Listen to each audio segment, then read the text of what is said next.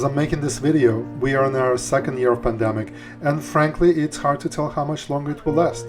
With collective spirits low, Chelsea Flower Show was a very welcome distraction. And perhaps one of the most relevant gardens exhibiting on Main Avenue was Florence Nightingale Garden.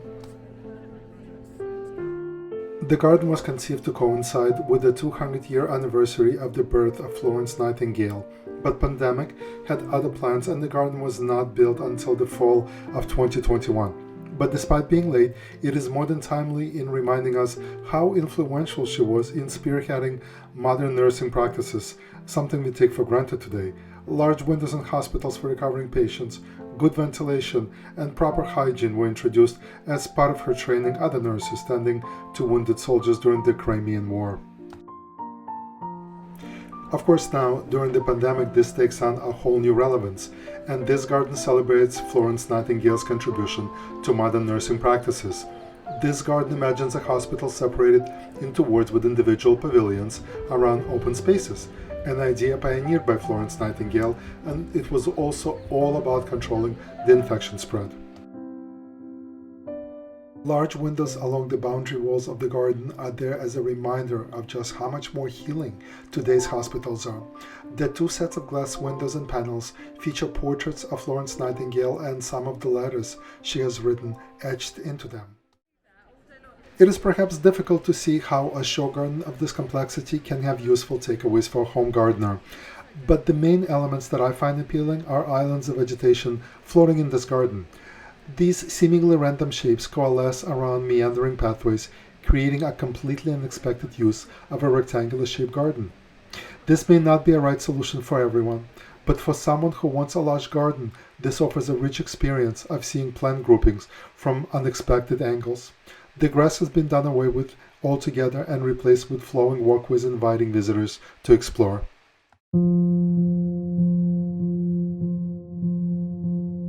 The unmistakable main feature of the garden is, of course, this incredible structure.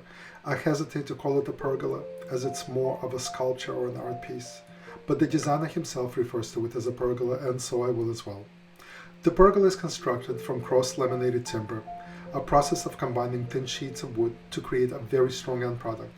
Not only is it environmentally sustainable, but its strength allowed the designer to float it over the garden and cantilever it in a way that regular timber construction would not allow, which brings up another very important design point. Most gardeners experience their space usually looking down at their garden or at best at eye level when sitting down. Their experience is limited by the actual height of the plants themselves. Introducing a pergola elevates the garden and takes visual ownership of the space that is rarely used.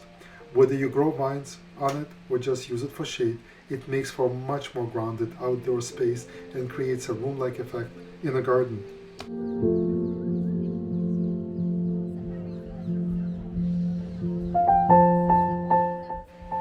The RHS Chelsea Flower Show has been held in May for over 100 years, and for the first time in its history has been rescheduled for fall. It turned out to be a small blessing in disguise for us gardeners, as we got to witness a rare glimpse into a fall planting scheme seen through the eyes of the world's best designers. So, what will we be planting in our gardens to extend our season through September, October and beyond? Let's take a look.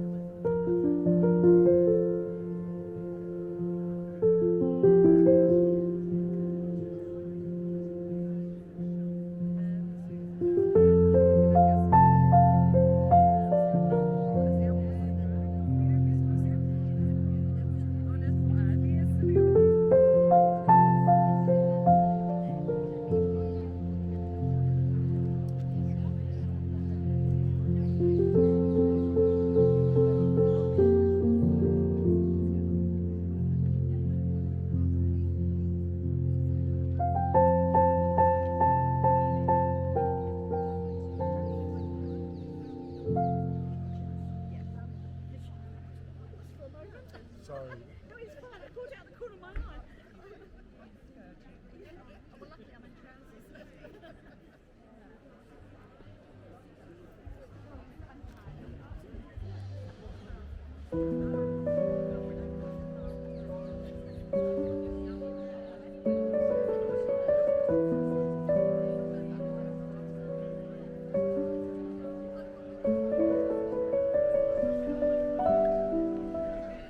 As the day drew to a close, I went back to have one more final look at this amazing garden. Night lights added a new dimension to the space, and I got a chance to get a better look at all the wonderful details that made this garden so very special.